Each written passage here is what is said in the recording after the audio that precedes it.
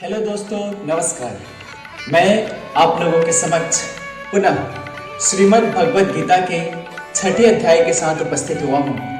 तो हम सभी परमपिता परमेश्वर का आशीर्वाद लेते हुए अपने इस सिलसिला को यूं ही आगे बढ़ाते रहेंगे। और चलिए आगे बढ़ाते हैं। अथ षष्ठो अध्यायः। ओम परमात्मने नमः।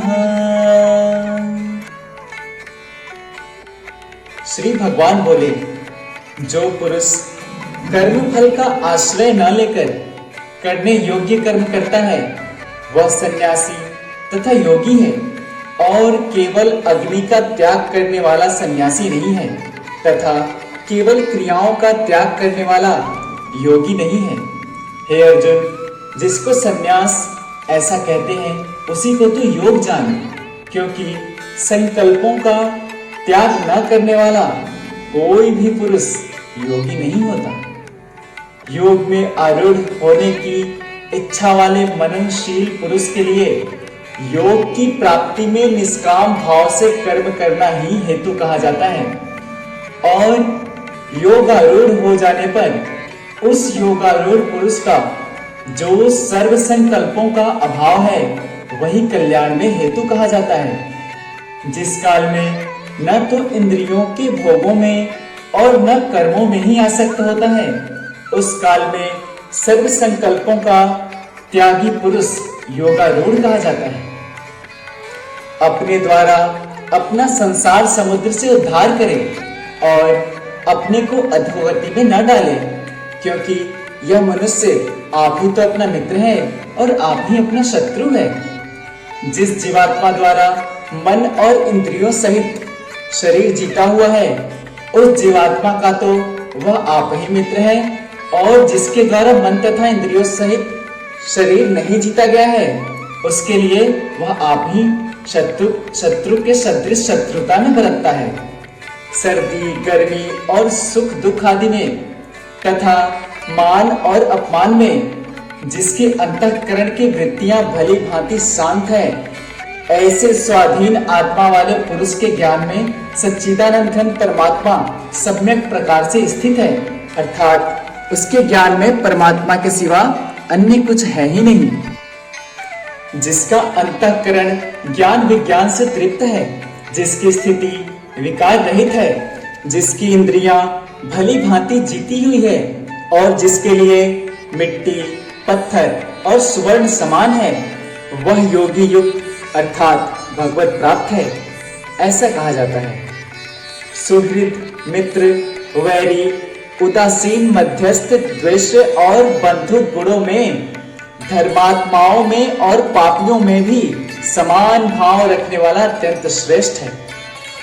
मन और इंद्रियों सहित शरीर को वश में रखने वाला आशा रहित और संग्रह रहित योगी अकेला ही एकांत स्थान में स्थित होकर आत्मा को निरंतर परमात्मा में लगावे। शुद्ध भूमि में जिसके ऊपर क्रमशः कुशा वृक्षाला और वस्त्र बिछे हैं, जो न बहुत ऊंचा है और न बहुत नीचा, ऐसे अपने आसन को स्थिर स्थापन करके उस पर आसन पर बैठकर चित्त और इंद्रियों की क्रियाओं को वश में रखते हुए मन को एकाग्र करके अंतःकरण की शुद्धि के लिए योग का अभ्यास करें।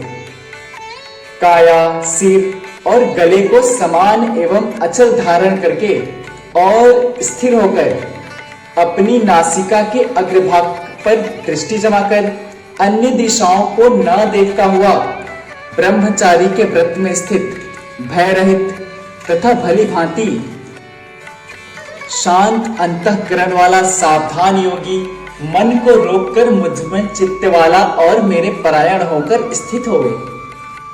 वश में किए हुए मन वाला योगी इस प्रकार आत्मा को निरंतर मुझ परमेश्वर के स्वरूप में लगाता हुआ मुझ में ही रहने वाली परमानंद की पराकाष्ठा रूप शांति को प्राप्त होता है। हे अर्जुन, यह योग न तो बहुत खाने वाले का, न बहुत न खाने वाले का, न बिल्कुल शयन करने के स्वभाव वाले का, और न सदा जागने वाले का ही सिद्ध होता है। दुखों का नाश करने वाला योग तो यथा योग्य आहार विहार करने वालों का, कर्मों में यथा योग्य चेष्टा करने वाले का और यथा योग्य सोने तथा जागने वाले का ही सिद्ध होता है।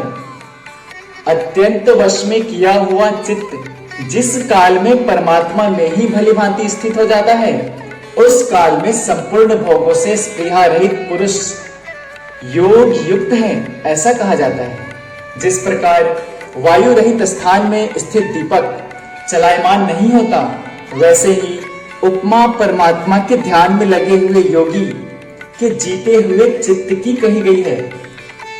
योग के अभ्यास से निरुद्ध चित्त जिस अवस्था में उपराम हो जाता है और जिस अवस्था में परमात्मा के ध्यान से शुद्ध हुई सूक्ष्म बुद्धि द्वारा परमात्मा को साक्षात करता हुआ सच्चिदानंद घन परमात्मा में ही संतुष्ट रहता है,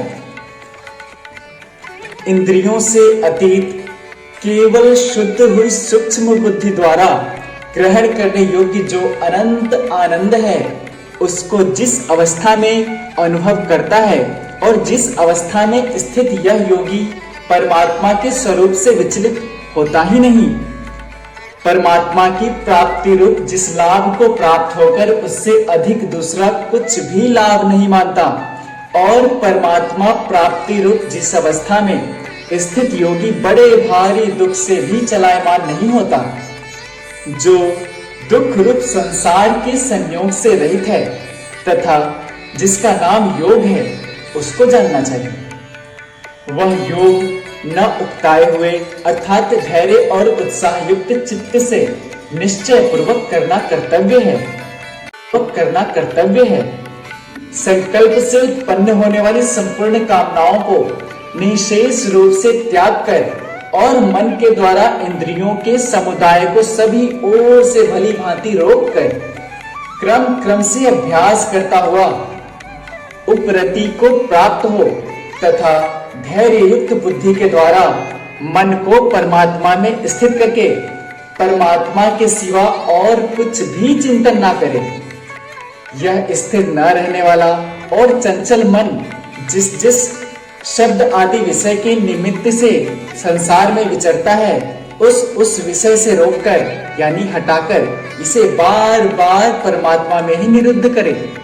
क्योंकि जिसका मन भली प्रकार शांत है, जो पाप से रहित है और जिसका रजोगुण शांत हो गया है, ऐसे इस सच्चिदानंद घन ब्रह्म के साथ एक ही भाव हुए योगी को उत्तम आनंद प्राप्त होता है।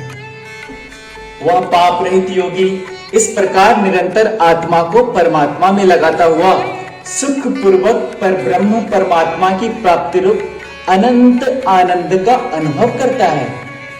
सर्वव्यापी अनंत चेतन में एक ही भाव से स्थिति रूप योग से युक्त आत्मा वाला तथा सब में संभाव से देखने वाला योगी आत्मा को संपूर्ण भूतों में स्थित और संपूर्ण भूतों में कल्पित देखता है।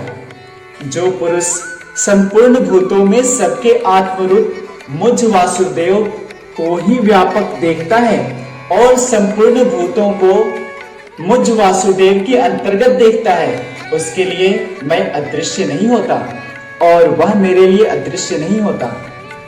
जो पुरुष एक ही भाव में स्थित होकर संपूर्ण भूतों में आत्म रूप से स्थित मुझ सच्चिदानंद घन वासुदेव को भजता है, वह योगी सब प्रकार से बरतता हुआ भी मुझ में ही बरतता है।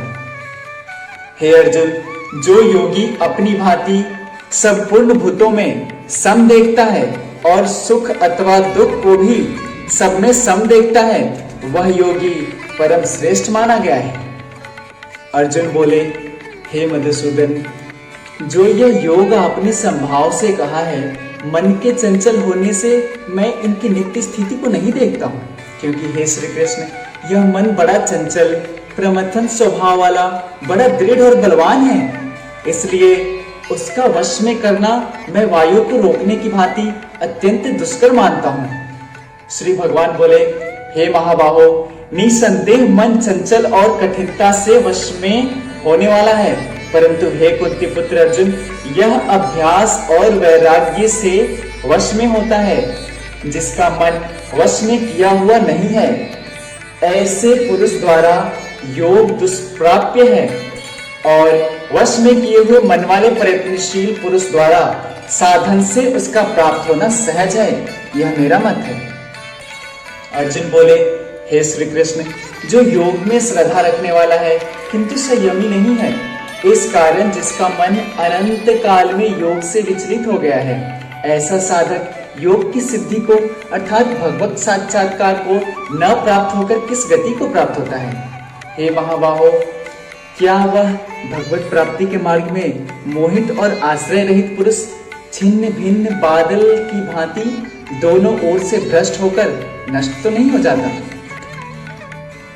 हे कृष्ण, मेरे इस संशय को संपूर्ण रूप से छेदन करने के लिए आप ही योग्य हैं, क्योंकि आपके सिवा दूसरा इस संशय को छेदन करने वाला मिलना संभव नहीं है।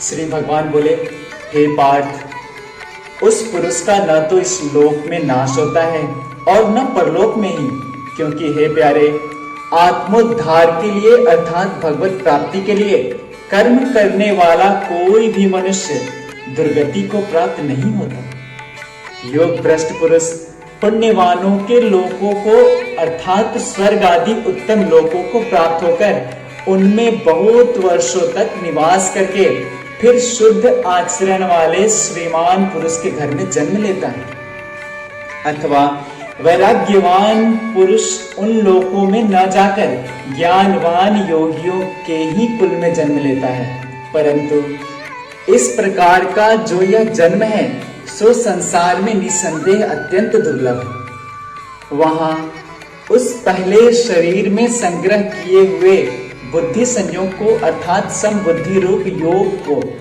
संस्कारों को अनायास ही प्राप्त हो जाते हैं और हे कुरुनंदन, उसके प्रभाव से वह फिर परमात्मा की प्राप्त रूप सिद्धि के लिए पहले से भी बढ़कर प्रयत्न करता है। वह श्रीमानों के घर में जन्म लेने वाला योग भ्रष्ट पराधीन हुआ भी उस पहले के अभ्यास से ही निसंदेह भगवान की ओर आकर्षित किया जाता है, तथा समबुद्धि रूप योग का जिज्ञासु भी वेद में कहे हुए सकाम कर्मों के फल को उल्लंघन कर जाता है। परंतु प्रयत्न पूर्वक अभ्यास करने वाला योगी तो पिछले अनेक जन्मों में संस्कार बल से इसी जन्म में संसिद्ध होकर संपूर्ण पापों से रहित हो फिर तत्काल ही परम गति को प्राप्त हो जाता है। योगी तपस्वियों से श्रेष्ठ है, शास्त्र ज्ञानियों से भी श्रेष्ठ है और सकाम कर्म करने वालों से भी योगी श्रेष्ठ है। इससे हे अर्जुन, तू योगी हो। संपूर्ण योगियों में भी जो श्रद्धावान योगी मुझ में लगे हुए अंतरात्मा से मुझको निरंतर भजता है, वह योगी मुझे परम श्रेष्ठ मान्य है।